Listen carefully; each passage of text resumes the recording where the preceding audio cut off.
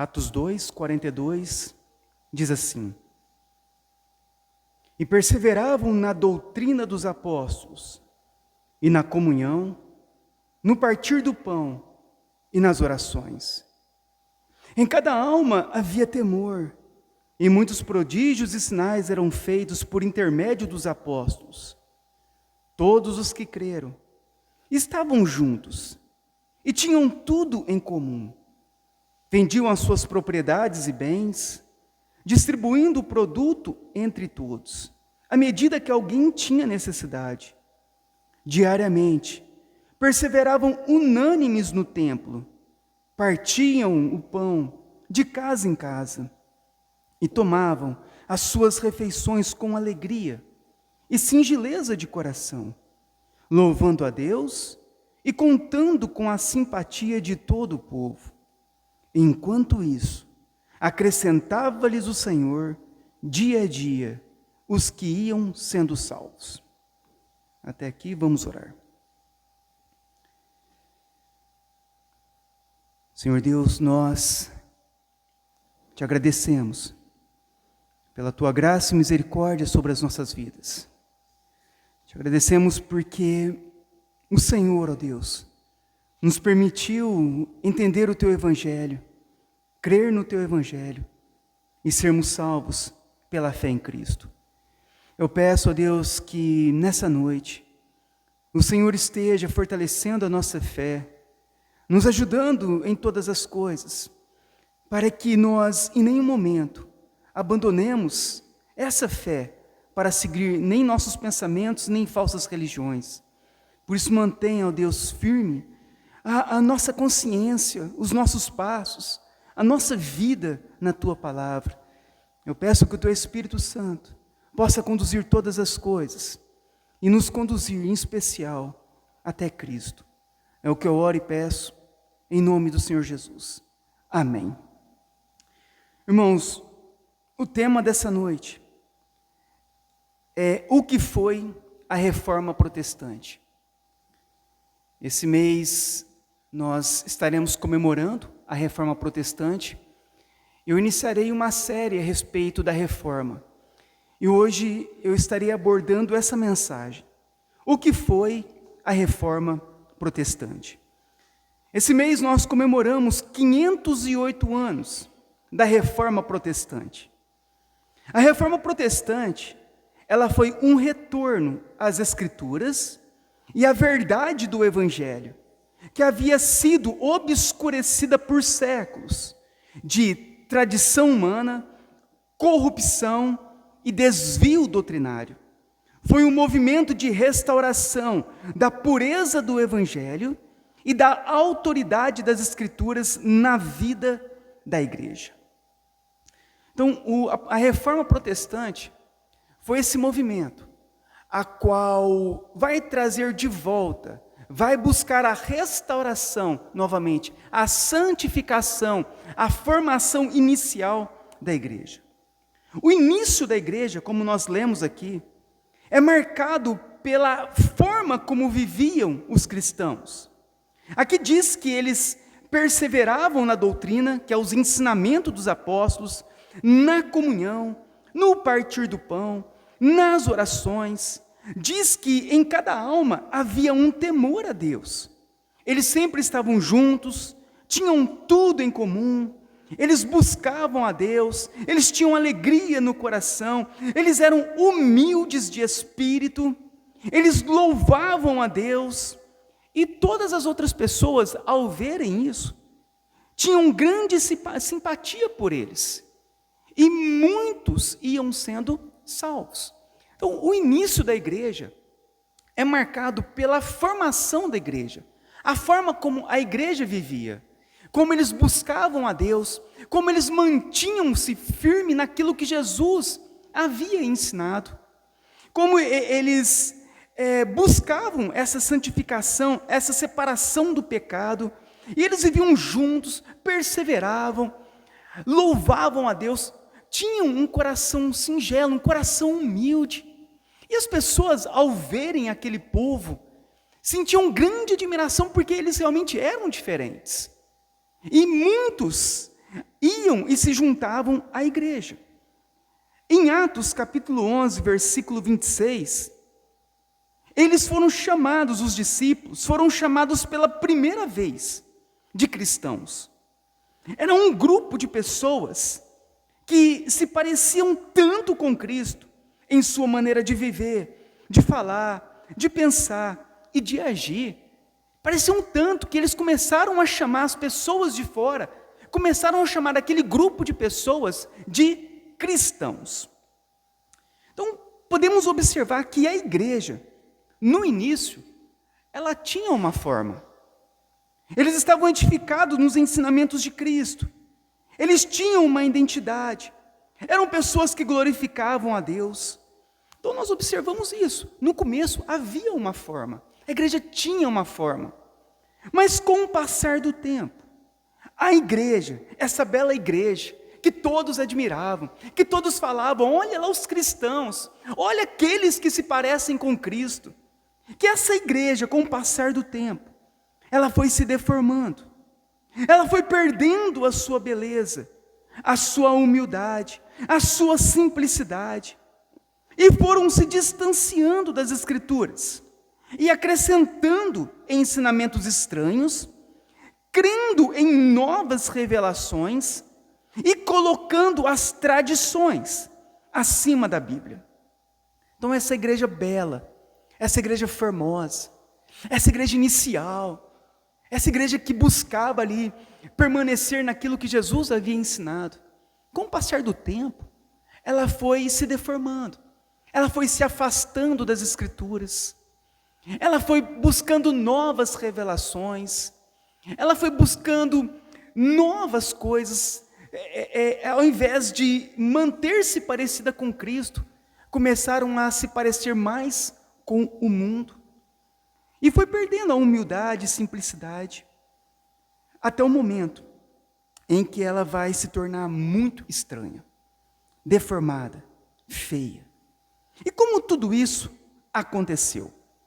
No ano de 313 depois de Cristo, o imperador Constantino, ele se converte ao cristianismo. Não sabemos se a conversão foi real ou não, mas houve, essa conversão. Ele se torna cristão, o imperador. E ele vai fazer o quê? Ele vai juntar a igreja, como ele era imperador, ele vai juntar a igreja com o Estado. E ele torna o cristianismo como a religião oficial do império. Isso vai desencadear muitos problemas na igreja, como o sincretismo religioso, que é a mistura de muitas religiões no cristianismo, e uma impureza na membresia da igreja, porque agora todos se tornariam cristãos. Então o imperador ele se converte, e ao se converter ele vai trazer o quê? A igreja para junto do Estado. Agora ele declara o cristianismo como a religião oficial do império. Logo, todas as pessoas agora deveriam se converter ao cristianismo, mesmo que não era uma conversão verdadeira, mas eles deveriam fazer agora parte da igreja. E isso vai fazer o quê? Que aquelas pessoas que seguiam outros deuses, outras religiões, eles agora vão pertencer à igreja. E aquelas coisas que eles traziam, aquelas tradições, aquele paganismo, acaba infiltrando dentro da igreja. E por causa disso, aquela igreja que era separada do pecado, que era santa, como agora todos deveriam ser cristãos e frequentar a igreja ela vai começar agora a deixar de ser aquela santificação, aquela separação que havia no princípio. Agora as pessoas agora ímpias, pagãs, deveriam fazer parte também da igreja. E a membresia da igreja, então, que era algo mais separado, mais distinto, agora vai se misturar. E nesse momento, nesse tempo, isso traria muitos malefícios para a igreja. E por causa disso, muitos falsos ensinos começaram a ser acrescentados na igreja. E eu queria que os irmãos tivessem em mente o que Jesus ensinou com aquilo que começou a ser ensinado na igreja. E nós vamos começar a observar o tamanho do desvio. Você lembra que Jesus, Eles se juntavam com as pessoas na relva, no campo, de uma forma simples, sem a pompa, né, de um grande homem, de uma maneira simples, com todos ali, e explicava de uma maneira simples. O culto era simples, ele chamava o povo ao arrependimento, falava a respeito do reino dos céus, as pessoas se arrependiam, as pessoas então eram batizadas, tudo na maior simplicidade. Um vivia na casa do outro, um juntava-se com o outro, todos participavam juntos. E aquela humildade, aquela simplicidade, no culto que era feito e ensinado por Cristo e depois para os apóstolos. Mas o que vai acontecer? No ano 300, inicia-se então a oração pelos mortos. Nós vamos ver agora várias coisas que foram adicionadas à igreja. Então, no ano 300, inicia-se a oração pelos mortos. Eles vão ensinar que para ajudar as almas a se purificar dos pecados e alcançar o céu, era necessário a igreja orar pelos mortos. Então eles vão começar a ensinar a oração pelos mortos, como um meio de salvar as pessoas que morreram. Nós sabemos que ou a pessoa, ela recebe Cristo em vida e é salva e purificada dos pecados, ou após a morte não tem mais como isso acontecer. Mas eles começaram a ensinar isso, que a igreja poderia orar para que após a morte a pessoa fosse purificada do pecado. Ou Cristo nos purifica, ou nós nunca seremos purificados. Foram também ensinado o sinal da cruz, que esse símbolo era um símbolo de fé que representava a Trindade. Então eles começaram a introduzir oração pelos mortos, agora eles deveriam fazer o sinal da cruz. No ano 320, iniciou-se as velas acesas durante o culto. Então, todas as vezes que eles cultuavam, iam ao templo para cultuar, eles enchiam o local de velas acesas. Isso representava o quê? Um símbolo da luz de Cristo. Mas isso nunca foi ordenado a fazer. Jesus nunca mandou ninguém acender vela durante o culto para simbolizar nada. Mas eles começaram a acrescentar velas acesas durante o culto. A igreja, no ano de 375, iniciou-se a veneração de santos e anjos. O que é veneração? É o grande respeito, honra e admiração pelos santos, aqueles que morreram, que eles consideravam santos, os apóstolos, no Antigo Testamento também, os profetas e os anjos. E também o uso de imagens, eles começaram também a introduzir no culto imagens de escultura, imagens nas vidraças. E por que eles introduziam as imagens? Eles diziam que era uma forma de catequizar, de ensinar os analfabetos. Eles viam as imagens e eles então, pelas imagens, eram catequizados, eram ensinados. Eles mostravam lá, aquele é Pedro, e Pedro é tal. Então, pela imagem, eles começaram a catequizar as pessoas mais simples. E foram introduzindo isso nos cultos. Jesus nunca ordenou, pelo contrário. Ele fala para não fazer nenhum tipo de imagem de escultura para adoração. Mas eles começaram a venerar, a admirar santos e os anjos. No ano de 394 surge a missa. A missa não é um simples culto, para quem não sabe. Segundo a doutrina católica, cada missa é um sacrifício verdadeiro, no qual Cristo ressuscitado está presente corporalmente no altar e como uma vítima que é oferecido outra vez a Deus Pai, como expiação pelos pecados da humanidade. Então eles ensinam que a missa, cada vez que é celebrado a missa, é feito novamente o sacrifício de Cristo pelos nossos pecados. Mas a Bíblia ela é bem clara, diz que com o único sacrifício, Cristo, ele já pagou por todos os nossos pecados. Então, a ideia de oferecer Cristo e sacrificar Cristo em cada missa, isso foi criado no ano de 394.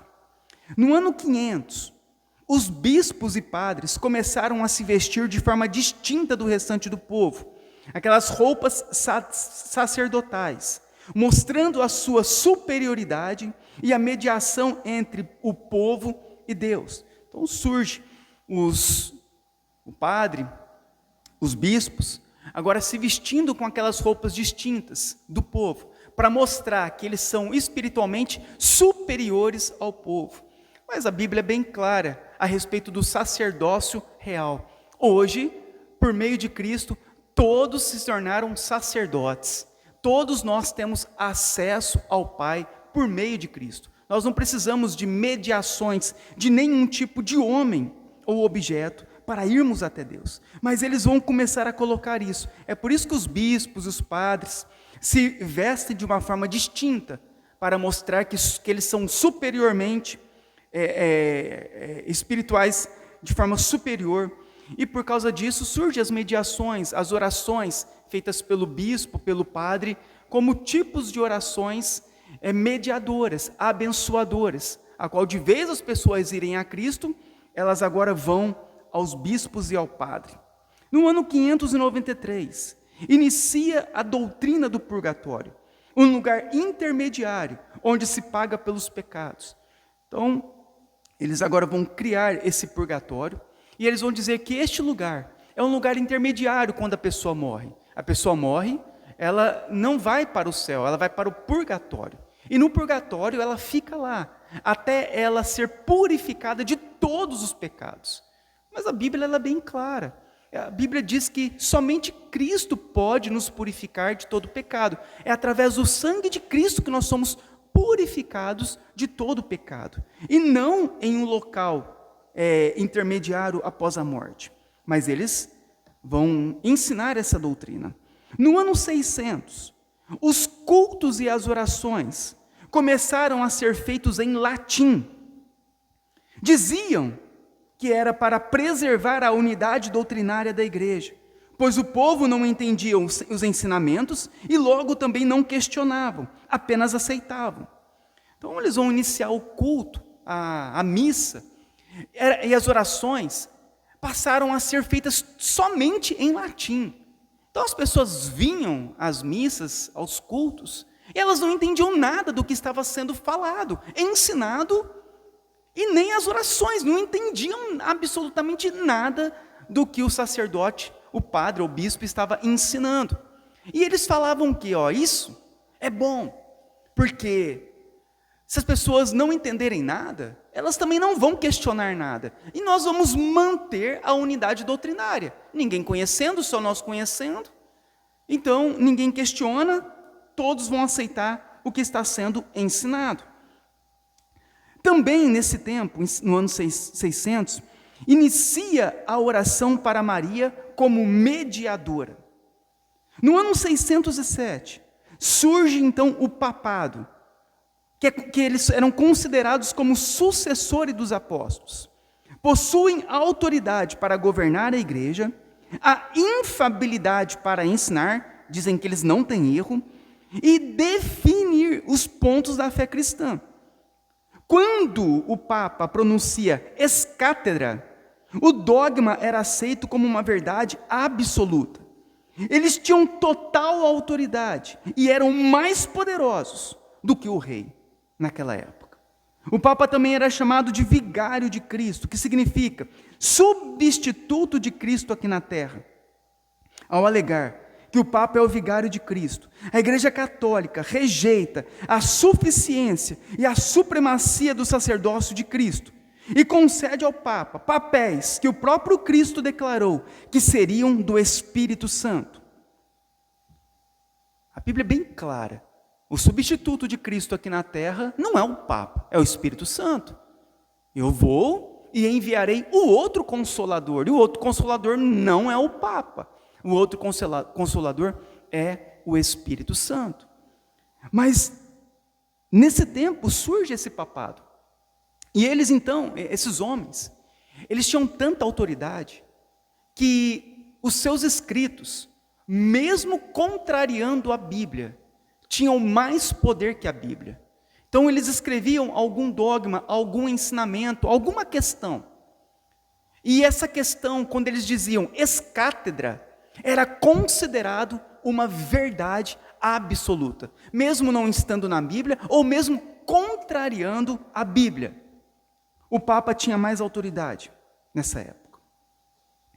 No ano 786, inicia-se o culto à cruz as imagens e as relíquias sagradas. Olha que interessante, vocês lembram que lá no início, eles começaram a colocar as imagens, começaram a colocar as vidraças, para que as pessoas pudessem, ver e ter uma imaginação do que aquilo significaria de acordo com a Bíblia. Mas com o passar do tempo, agora aquelas imagens começaram a receber culto e adoração. Então inicia-se o culto à cruz, às imagens e às relíquias sagradas. As principais relíquias católicas incluem peças da paixão de Cristo, como a madeira da cruz, a coroa de espinhos de Jesus, a lança sagrada, a lança que perfurou Jesus, o santo sudário, que é o pano que envolveu o corpo de Jesus após a crucificação, as relíquias de santos, como os ossos de Pedro, dos apóstolos, os objetos que lhes pertenciam, como o cabelo, os dentes ou roupas. E a devoção dessas relíquias, ela é baseada na crença de que elas são sinais da presença e intercessão dos santos. Então, a igreja agora, aquela igreja que adorava somente a Deus, cultuava a Deus na simplicidade, ouvia os ensinamentos de Cristo, se arrependiam dos pecados. Agora, elas começaram a colocar imagens. Elas começaram agora a cultuar as imagens. E não somente as imagens, mas também agora a cruz. É por isso que você vê muitas vezes as procissões, que vem lá o padre carregando uma cruz de ouro e tudo mais. Então eles começaram agora o culto à cruz, culto às imagens e o culto às relíquias sagradas. Eles diziam que eles tinham os pedaços da cruz de Cristo. Então na igreja, naquela época, eles pegavam os pedaços de madeira e falavam: olha, esse pedaço de madeira é uma lasca da cruz de Cristo. Esse espinho, eles pegavam um espinho e falavam: esse espinho é o espinho que estava lá na coroa de Jesus Cristo. Você está vendo esta roupa? Esta roupa foi usada pelo apóstolo Paulo. Vocês estão vendo este dente? Este dente era do apóstolo João. Vocês estão vendo essa mecha de cabelo? Era do apóstolo Paulo. E essas relíquias ficavam na igreja. E as pessoas, por meio dessas relíquias, eles ensinavam que elas seriam abençoadas, perdoadas de pecados. Elas poderiam ser salvas eternamente por causa disso. Então as pessoas, ao tirarem os olhos das Escrituras, você vê como que o homem é rápido para a idolatria. Você não vê Jesus mais aqui na história. Você vai ver tudo menos Jesus. Agora, são os pertences dos mortos santos, dos santos que morreram. Agora são os pertences daquilo que Jesus, até o pano. Eles têm até hoje o lençol, eles dizem ser o lençol que envolveu Jesus após a crucificação. Para vocês terem uma ideia, na Basílica aqui da Aparecida, lá tem um pedaço da cruz que Jesus Cristo foi crucificado, segundo eles. Eles têm um pedaço lá. Olha o que Lutero diz naquela época. Ele diz assim: Lutero argumentava naquela época que existia tantos fragmentos da cruz de Cristo, que em todo lugar tinha pedaço da cruz de Cristo. Então o povo ia atrás da cruz de Cristo, queria a benção. Então todo lugar tinha o pedaço da cruz de Cristo. E Lutero falava assim, ele falou, que existia tantos fragmentos da cruz de Cristo, que seriam suficientes para lotar um navio inteiro de madeira. Ele usa essa hipérbole para mostrar o volume de falsos fragmentos e o comércio excessivo em torno das indulgências daquela época. Não é, a gente vê hoje, essas igrejas neopentecostais vendendo um monte de coisa, desde aquela época. O povo já pegava lá, ele enganava o povo com um pedaço de madeira. Vem aqui na igreja que você vai ver o pedaço da cruz de Cristo, e esse pedaço vai te abençoar, esse pedaço salvará a tua alma do inferno. Desde aquela época. E o povo adorava tudo isso. E Lutero fala, olha, tem tanta madeira da cruz de Cristo, que dá para encher um navio inteiro com tanta madeira. No ano 850, surge a água benta, que era uma água com sal, consagrada pelo sacerdote. Olha como que vai sendo. Surge o homem, o sacerdote, uma roupa agora, para mostrar sua superioridade. Agora o sacerdote tem o poder espiritual, agora tem a água, e a água com sal, agora consagrada pelo sacerdote. A água benta. Olha o que eles ensinavam, o que eles ensinam, que é válido até hoje. Que essa água, misturada com sal, consagrada pelo sacerdote, ela pode purificar o fiel. Purificar o fiel do pecado. Serve para lembrar o batismo e serve para afastar o mal espiritual. Ela é um sinal sagrado para ajudar a obter bênçãos e proteção através da fé. Então eles vão ensinar isso, que aquela água misturada com sal, consagrada pelo sacerdote, podia purificar o homem do pecado, podia proteger contra o mal. E nós sabemos que é somente Cristo, não é a água, é Cristo. Mas eles colocavam várias coisas no lugar de Cristo. No ano 995, surge a canonização dos santos. O que é a canonização? É declarar e reconhecer santo quem faleceu. E agora ele se tornava também mediador. Então agora eles vão canonizar os santos. E eles vão dizer o quê? Paulo agora, após ser canonizado, ele agora se tornou também mediador. João tornou mediador, José tornou mediador, e assim por diante. Houve agora a canonização, e eles vão declarar e reconhecer que eles também agora são mediadores. Mas o que a Bíblia diz? Que só há um mediador entre Deus e os homens. No ano 1079, eles fazem o celibato do sacerdote. Proibiram os sacerdotes de casar. Por que eles proibiram o sacerdote de casar? Porque haviam preocupações de que a sucessão de bens da igreja pudesse ser afetado pelos herdeiros. Tudo, irmão, envolve dinheiro, poder. Então ele falou, olha, como que eles são inteligentes. Se o sacerdote padre casa, o padre tem família. Vai ter que sustentar a família, vai ter que ter mais dinheiro, o padre vai morrer, a herança fica para a família. Mas se eles não casarem, não vai ter que sustentar a família, a herança vai permanecer com a igreja. Vamos fazer isso.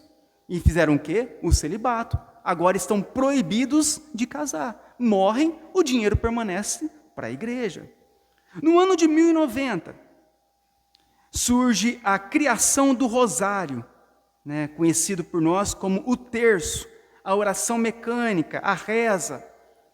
No ano de 1184, a Inquisição, que era o tribunal que condenava quem se levantasse contra a fé católica.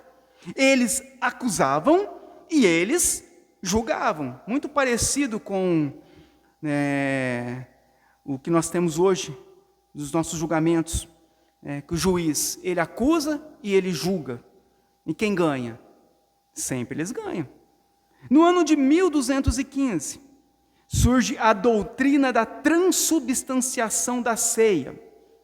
Eles ensinavam que o pão e o vinho se tornavam, após a oração do sacerdote, no corpo e no sangue literal de Cristo. Então eles falavam assim, quando eles apresentavam o pão e o vinho e oravam, aquele pão e o vinho deixava de ser pão e vinho e se transformava em Jesus Cristo, literalmente. A pessoa estava comendo a carne de Jesus e bebendo o sangue de Jesus de forma literal. Eles ensinavam isso, mas o que a Bíblia diz? Fazer isso em memória de mim. Aquilo não deixou de ser pão e não deixou de ser vinho, mas eles diziam que havia deixado de ser pão e vinho e se tornou no próprio corpo de Cristo. E também surge nessa época a confissão auricular ao sacerdote, para ter o perdão mediante a penitência imposta pelo padre. Então, quando a pessoa queria receber o perdão, ela tinha que ir lá no padre e confessar ao padre os seus pecados. E o padre, então, fazia o quê? ele colocava uma penitência para ser pago. Quais eram as penitências mais comuns? Era rezar, jejum, abstinência de alguns alimentos, obras de caridade, como dar esmolas e fazer trabalhos voluntários e participar da missa. Então, a pessoa, ela ia ao padre, confessava ao padre o pecado, e o padre agora falava, olha, para você ser perdoado do seu pecado, agora você precisa de pagar a penitência. Você tem que rezar 10 Ave Maria, 10 Pai Nosso, você tem que dar esmola, você tem que ir na missa, aí depois você vai ser perdoado. Mas o que a Bíblia diz? Quem perdoa pecados é somente Deus. O padre não perdoa pecado, e muito menos nós pagarmos algum tipo de penitência, nós seríamos perdoados de algum pecado, de forma alguma. O pecado só pode ser perdoado e pago por meio de Cristo. No ano de 1229, vai só observando, irmão, como que a igreja ela foi se deteriorando. No ano de 1229, a proibição da Bíblia para o povo. Pronto. Está até parecendo o governo, né? Vamos proibir, vamos tirar a internet, vamos mandar em tudo. Vamos tirar a Bíblia de todo mundo. E proibiu a Bíblia para todo mundo. Só os sacerdotes podiam ter a Bíblia nessa época. Eles afirmavam, olha o que eles afirmavam, que a interpretação correta deve ser feita à luz da tradição e do magistério da igreja, dos líderes da igreja, e não pelo livre exame. Então eles vão dizer, vamos tirar a Bíblia de todo mundo, porque quem deve interpretar a Bíblia somos nós. O povo não pode interpretar a Bíblia, porque eles não sabem nada, não sabem nem ler. Então, nós vamos interpretar a Bíblia para eles. Então, para que eles precisam de Bíblia? Não precisam. Tira a Bíblia de todo mundo. No ano de 1251, a criação do escapulário. O escapulário é aquele objeto da religião católica que consiste em 2 imagens. Uma do Sagrado Coração de Jesus e outra da Nossa Senhora. E possui o significado de proteção física e espiritual. Aquela correntinha que tem 2 imagens, uma da frente e uma que fica atrás. Chama escapulário, essa correntinha. E o que ele significa? Significa proteção. O Papa Pio XII disse, a devoção do escapulário do Carmo fez descer sobre o mundo copiosa chuva de graças espirituais e temporais. Olha a afirmação de um Papa.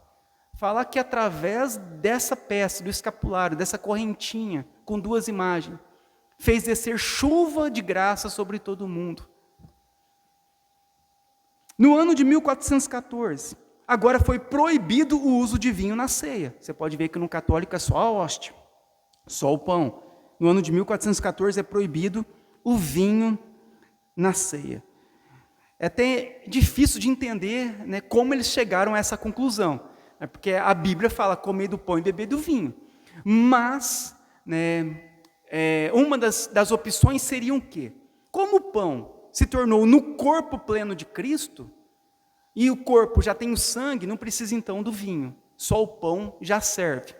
Outros dizem que não, é porque o vinho, se derramar no chão, na hora que entregar para alguém, é o próprio sangue de Jesus derramado no chão e não tem como recuperar. Então, melhor a gente não ter vinho para não causar algum acidente, caso o vinho caia no chão. Então, seria mais ou menos por causa disso, mas não tem como engolir, né, essa proibição. No ano de 1439, o purgatório, agora, que antes era um ensinamento, agora se torna um dogma, uma verdade oficial da igreja. E é instaurado também os 7 sacramentos para a salvação: batismo, confirmação, a eucaristia, a penitência, a unção dos enfermos, a ordem e o matrimônio, como meios de alcançar a salvação. Então agora eles falam, o purgatório é uma verdade, é um dogma da igreja, existe verdadeiramente. E eles vão agora instaurar os 7 sacramentos, para que por meio dos sacramentos a pessoa possa alcançar a salvação. Mas como nós já estudamos, a salvação não é por obras, não é por aquilo que fazemos, é por aquilo que Cristo fez por nós. Em 1508, a segunda parte da oração Ave Maria é adotada. Então aquela igreja formosa, iniciada em Atos, com o passar do tempo, veio a se tornar essa igreja. Em nada parecido com a igreja inicial. Nada. Ela se deformou completamente. O que essas coisas têm a ver com o que Jesus ensinou, com o que os apóstolos ensinaram? Nada. Então a igreja, ela se deformou. E no século XVI, as heresias chegam no auge, quando o Papa ele quer construir a Basílica de São Pedro e não tinha dinheiro. Então surge uma das maiores heresias, a indulgência papal. O homem só poderia ser salvo, olha o que eles ensinavam, mediante um documento assinado pelo Papa. E para ter esse documento deveria ser pago uma quantia em dinheiro. Então é o auge das heresias, é o momento da indulgência papal. Quando eles começam a ensinar que para a salvação é necessário ter um documento assinado pelo Papa. Só que o Papa é tão bonzinho, né, que ele não fazia isso de graça, né, tinha que pagar. Né. Olha, vamos pensar, né? Pelo menos se fosse de graça, mas não era nada de graça. Tinha que pagar pelo documento assinado pelo Papa, para então receber a salvação. Esse tempo era o período das trevas. Ninguém tinha acesso à Bíblia em sua língua. Os cultos e as orações eram feitos em latim. Ninguém entendia nada. Os falsos ensinos haviam tomado conta da igreja, e o conhecimento era dominado somente pelo sacerdócio. Foi então que em 31 de outubro de 1517, um monge agostiniano chamado Martinho Lutero afixou suas 95 teses na porta da igreja do castelo de Wittenberg, na Alemanha. Seu texto criticava fortemente a venda de indulgências e o comércio da salvação, defendendo que o perdão vem somente pela graça de Deus, por meio da fé em Jesus Cristo. Martinho Lutero, ele disse: se não me provarem pelas escrituras sagradas que eu estou errado, não me retratarei. Então foi nessa época, onde havia trevas sobre a igreja, trevas sobre este mundo, o povo perdido, sem conhecer as escrituras. Surge então este monge, e ele vai desafiar o império mais poderoso daquela época, o papado romano. As 95 teses marcaram o início da reforma protestante, que se espalhou pela Europa e deu origem a diversas igrejas evangélicas. Lutero foi posteriormente excomungado pela Igreja Católica. Ele vai traduzir a Bíblia para o alemão. Até então só havia em latim, ninguém sabia latim, do pessoal mais simples. Ele vai então traduzir a Bíblia, agora pela primeira vez para o alemão, para que o povo comum pudesse lê-la. Diante disso, os reformadores estabeleceram os 5 pilares da reforma protestante. O sola scriptura, somente a escritura. O sola fide, salvação somente pela fé. O sola gratia, salvação somente pela graça. Solus Christus, somente Cristo. E o soli deu glória, glória somente a Deus. Então nesse momento, surge Lutero. Lutero agora desafia todo esse império romano, o Papa, e ele, pelas 95 teses, vai marcar então o início da reforma protestante. O primeiro tema abordado na reforma protestante é o somente as Escrituras. Os reformadores foram unânimes na apresentação desse fundamento, sobre o qual sua teologia seria elaborada. Naquela época, a Igreja Católica Romana tinha como fonte de autoridade o Papa e os bispos, chamado de Sagrado Magistério, a tradição e a Bíblia. Os reformadores desafiaram a Igreja Romana, reafirmaram a fé cristã dizendo: somente a Bíblia é a nossa regra de fé e prática. Naquela época, a igreja falava o que? A igreja romana? Que eles mantinham a fé deles, a crença deles, no que o Papa ensinava, nos dogmas papais, a fé na tradição, naquilo que era ensinado de tradição em tradição, que não era contrário, que era muitas vezes contrário à Bíblia. Nós não somos contra a tradição, mas essa tradição, ela não pode estar acima das Escrituras. Então, a tradição deles estava acima das Escrituras. E eles também tinham a Bíblia. Mas a Bíblia ficava sempre em último plano. Os primeiros planos eram o que o Papa ensinava e o que a tradição ensinava. Os reformadores falaram, nada disso. Para nós, é somente o que a Bíblia ensina. Eu queria que os irmãos abrissem em 2 Timóteo 3.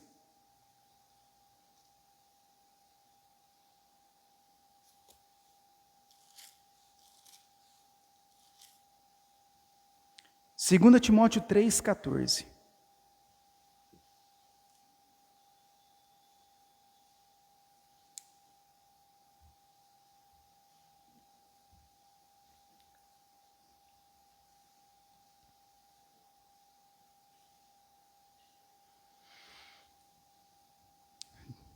Diz assim, Paulo falando a Timóteo, tu, porém, Timóteo, permanece naquilo que aprendeste e de que fostes inteirado, sabendo de quem o aprendeste, e que desde a infância sabes as sagradas letras, que podem tornar-te sábio para a salvação pela fé em Cristo Jesus. Toda a Escritura é inspirada por Deus e útil para o ensino, para a repreensão, para a correção e para a educação na justiça, a fim de que o homem de Deus seja perfeito e perfeitamente habilitado para toda boa obra. Então, o primeiro ponto da reforma é o sola Escritura. A nossa regra de fé e prática é somente as Escrituras, somente a Bíblia. E Paulo diz o que para Timóteo? Tu, porém, no versículo 14, permanece naquilo que aprendeste, e de que fostes inteirado, sabendo de quem o aprendeste. O crente, ele deve firmar-se na verdade revelada na Bíblia e permanecer nela, resistindo aos ventos de doutrina e às corrupções do século.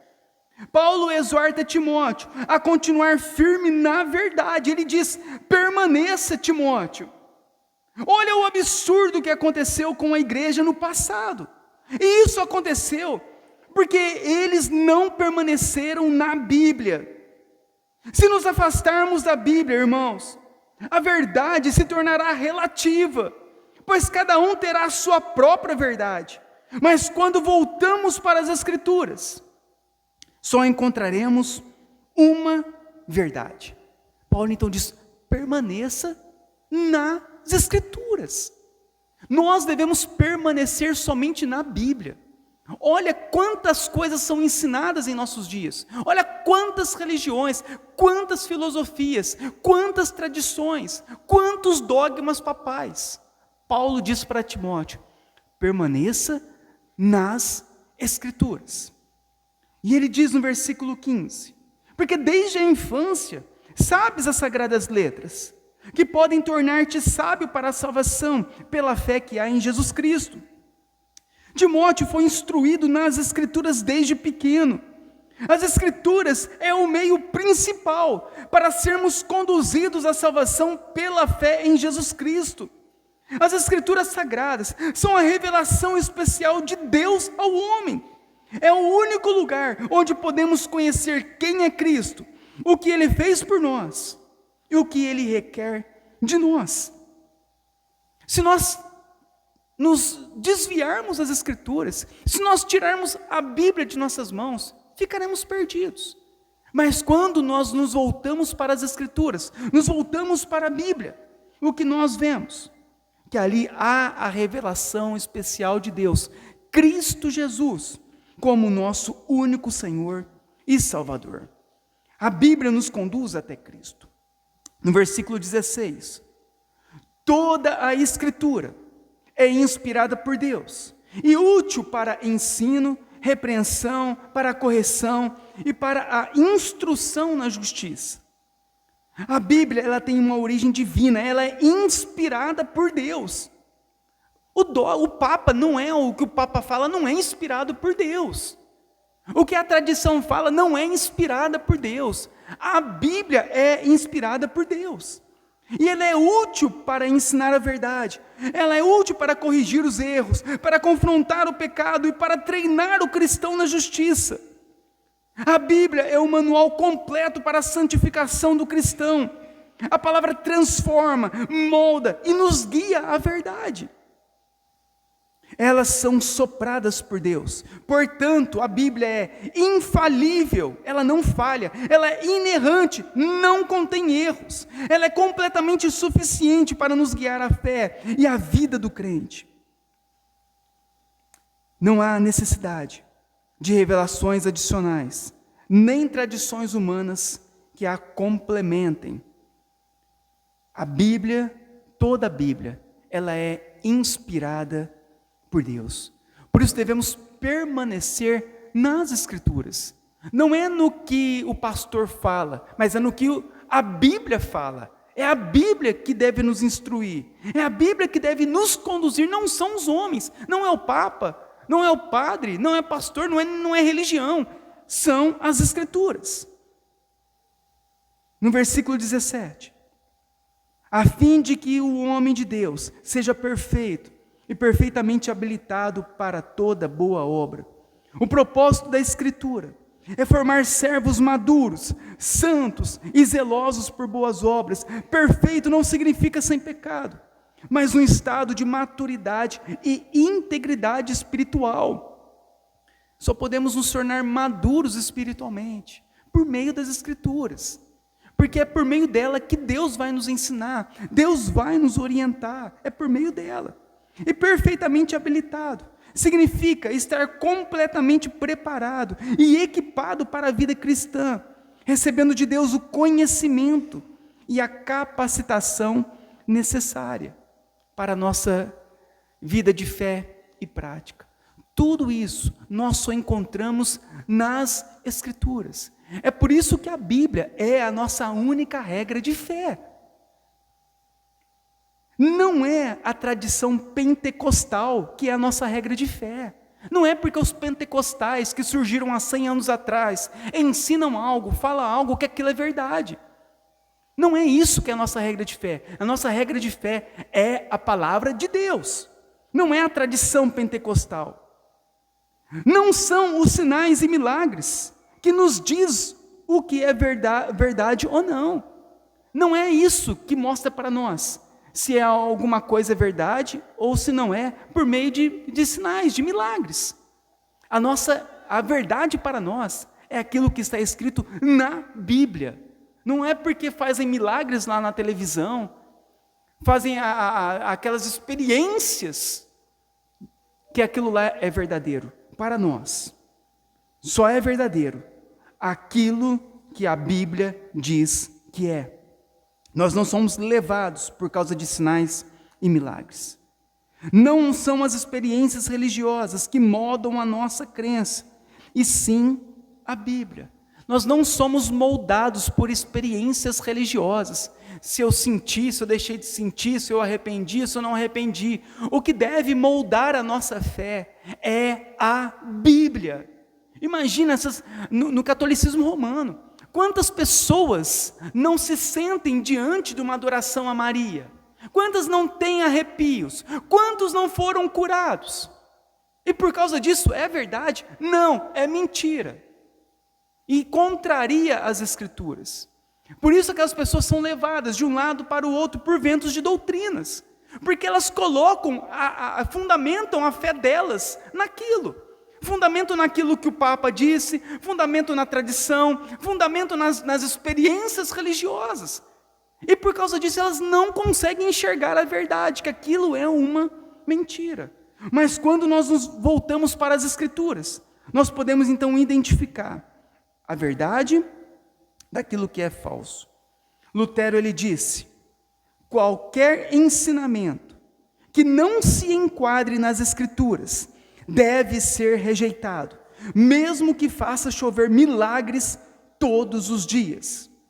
Charles Spurgeon afirmou: a igreja não determina o que a Bíblia ensina, é a Bíblia que determina o que a igreja deve ensinar. É a Bíblia que determina, não é a igreja.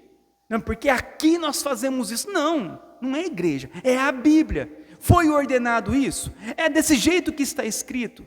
Se não é, nós devemos abandonar e seguir as Escrituras.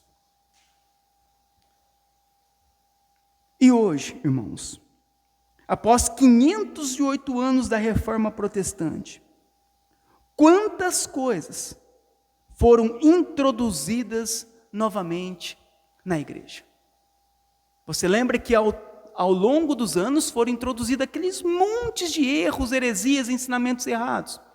Vêm os reformadores e dizem: limpa tudo, tira tudo, somente as Escrituras.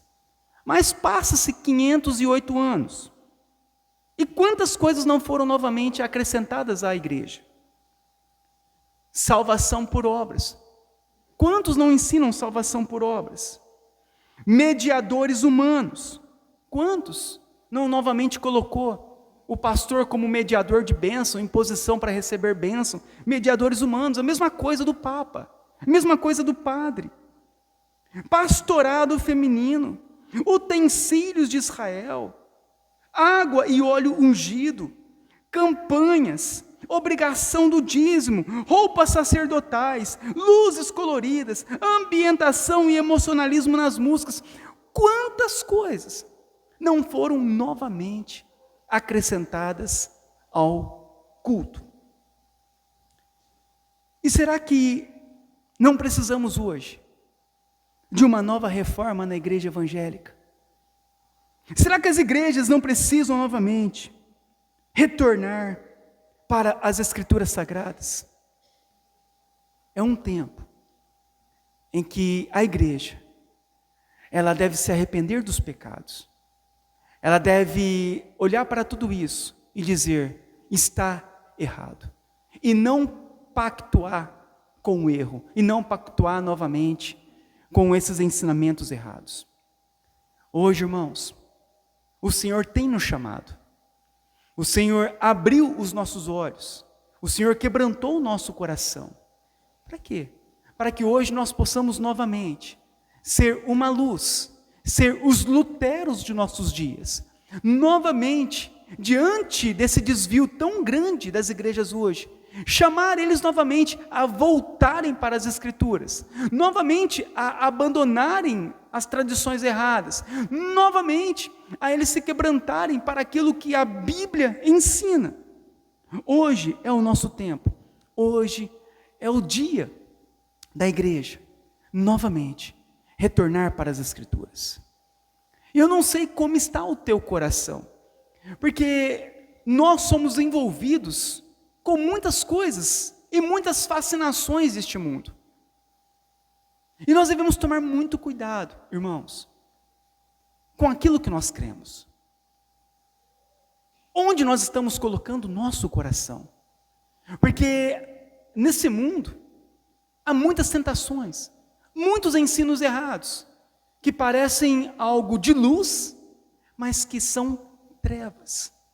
E nós devemos tomar muito cuidado, para nós não nos desviarmos, para a igreja permanecer santa e pura, naquilo que Cristo ensinou, naquilo que os apóstolos ensinaram. E nós faremos um momento agora de oração, relacionado a isso.